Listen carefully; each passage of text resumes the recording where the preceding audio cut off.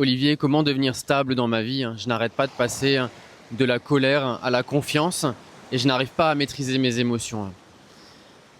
Alors la réponse, elle est assez simple en fait. C'est que ton ressenti intérieur et tes émotions sont le résultat compulsif et accidentel de ta manifestation. Et en fait, c'est pas toi qui maîtrise ce que tu es en train de ressentir. En fait, c'est toujours pareil.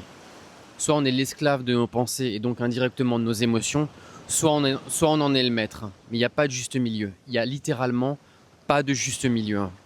Et c'est pas grave. Maintenant, si je peux te donner un peu ma guidance depuis mon expérience personnelle, si je peux, c'est n'essaye plus d'avoir le contrôle en fait sur ce que tu ressens. Si tu as un ressenti qui est de la colère, observe-le, mais n'essaye pas de le changer. Surtout pas. Un peu comme tu observes ton battement de cœur en fait. Ton cœur, quand il bat, t'as pas une émotion d'appréciation ou de rejet. T'es juste en train de l'observer, avec détachement.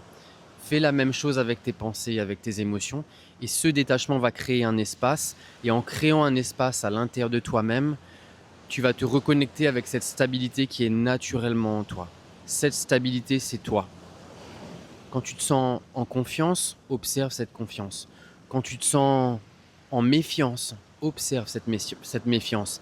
Cette observation, le point de départ de cette observation, la source de cette observation, ça c'est ta vraie stabilité.